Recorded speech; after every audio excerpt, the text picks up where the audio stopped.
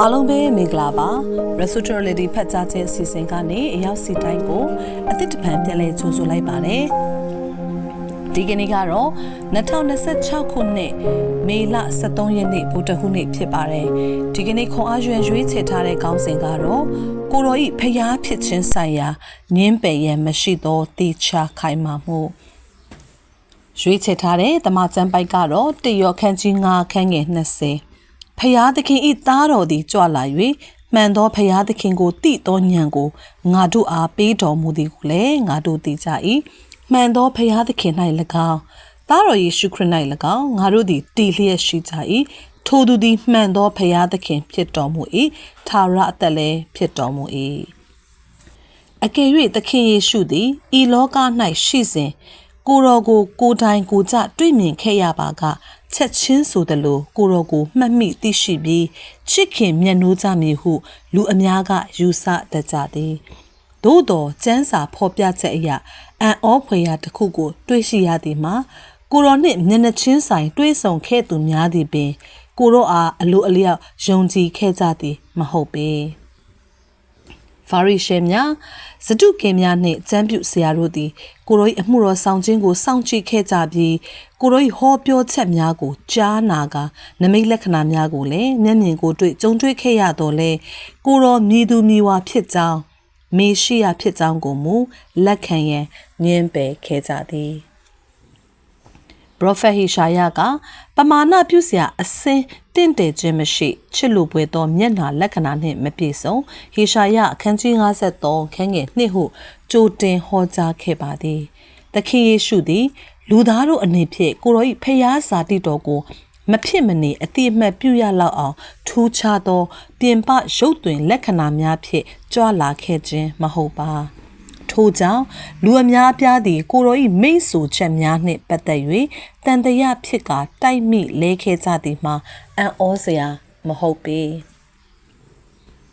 ဤအချက်သည်ကိုရောအဖမ်းခံရသည့်အခြေအနေတွင်ပို၍ပင်ထင်ရှားပါသည်သခင်ယေရှုသည်ကိုရော၏တပည့်တော်များနှင့်ရုပ်သွင်ပြင်လက္ခဏာကွဲပြားခြားနားမှုမရှိသောကြောင့်ယူဒရှကာယုတ်သည်ယေဘရဟိမင်း၏အမှုထမ်းများအားအမှတ်အသားတစ်ခုဖြင့်ပြသခဲ့ရသည်ရှမသက်ခန်းကြီး26ခန်းငယ်48မှ49ကိုရော၏ဩဇာကိတ္တိမှလူတိများထင်ရှားတော်လဲကိုရော၏ရုပ်သွင်ပြင်မှမူလူအုပ်ထဲတွင်အခြားသူများနှင့်တမူထူးခြားကွဲပြားနေခြင်းမရှိခဲ့ပေယူဒဘာသာရေးကောင်းဆောင်များကကိုရောဒီမြည်သည့်အရက်ကလာဒီကိုမသိဟုအခိုင်အမာဆိုကြပြီးထိုပြောင်းပြချက်ဖြင့်ကိုရော၏သတင်းစကားကိုညှင်းပယ်ခဲ့ကြသည်ယောဟန်ခန်းကြီးကိုခန်းငယ်29မွေးရပါမျက်စိမမြင်သူကိုအံ့ဩဖွယ်နည်းဖြင့်အလင်းပေးခဲ့သည့်တိုင်အောင်သူတို့သည်တမန်တရားထက်မယုံကြည်ခြင်းလမ်းကိုသာရွေးချယ်ခဲ့ကြသည်အနာငိမ့်သွားသောသူ၏တသက်ခံချက်မှရှင်းလင်းလှတော်လဲသူတို့သည်ထိုသူကိုမထီမဲ့မြင်ပြုကာပြန်လဲတုံ့ပြန်ခဲ့ကြပြီးလုံးဝဥပိ္ပခါပြု၍နှင်ထုတ်ခဲ့ကြသည်ယောဟန်ခန်းကြီးကိုခန်းငယ်30မှ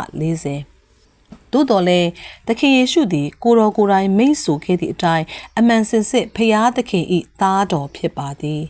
ကိုရောသည်လူသားခန္ဓာကိုယ်အတွင်ကိန်းအောင်နေသောထာဝရအသက်ဖြစ်၏ကိုရောသည်လူသားခန္ဓာကိုယ်တွင်စံမြန်းတော်မူသောဖျားသခင်၏မြတ်တာတော်ဖြစ်ပါသည်ပို၍ပင်စဉ်းစားဆင်ခြင်စရာကောင်းသောအချက်မှာကိုရောအားညှင်းပယ်မှုသည်ဘာသာရေးကောင်းဆောင်များထံမှလာခဲ့ခြင်းမဟုတ်ဘဲကိုရော၏ကိုယ်ပိုင်အိမ်ထောင်စုဆွေမျိုးသားချင်းများထဲတွင်ပင်ရှိနေခဲ့ခြင်းဖြစ်ပါသည်ဓမ္မကျမ်းစာကကိုရော၏ညီတို့သည်ပင်ကိုရောကိုမယုံကြည်ကြယောဟန်ခန်းကြီး9ခန်းငယ်9ဟုရှင်းလင်းစွာဖော်ပြထားပါသည်တို့ရာတွင်ထိုတုံ့ပြန်မှုများအနက်တစ်ခုမှကိုရော၏မြည်သူမြည်ဝါဖြစ်ခြင်းဂုဏ်အတွက်ကိုပြောင်းလဲစေနိုင်ခြင်းမရှိခဲ့ပါကိုရောသည်ဖျားသခင်ဖြစ်ခဲ့ပြီးယခုတိုင်လည်းဖျားသခင်ပင်ဖြစ်တော်မူ၏ကိုရောသည်လမ်းခီးဖြစ်၏တမန်တရားလည်းဖြစ်၏အသက်လည်းဖြစ်၏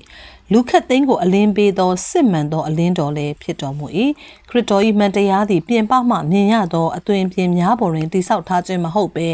ဝိညာဉ်ရေးရာအရှိတရားစစ်မှန်မှုပေါ်တွင်သာအခြေခံတည်ဆောက်ထားခြင်းဖြစ်ပါသည်ကိုရော၏ဖျားဇာတိတော်နှင့်ပတ်သက်သည့်တေချာခိုင်မာမှုသည်မြည်သည့်အခါမှမပြောင်းလဲနိုင်သလိုငင်းချက်ထုတ်ရန်လည်းမဖြစ်နိုင်ပေကိုရောသည်မိန့်ဆိုခဲ့သည့်အတိုင်းခရစ်တော်ဖြစ်သည်စစ်မှန်သောဖျားသခင်ဖြစ်သည်ထာဝရအသက်လည်းဖြစ်တော်မူ၏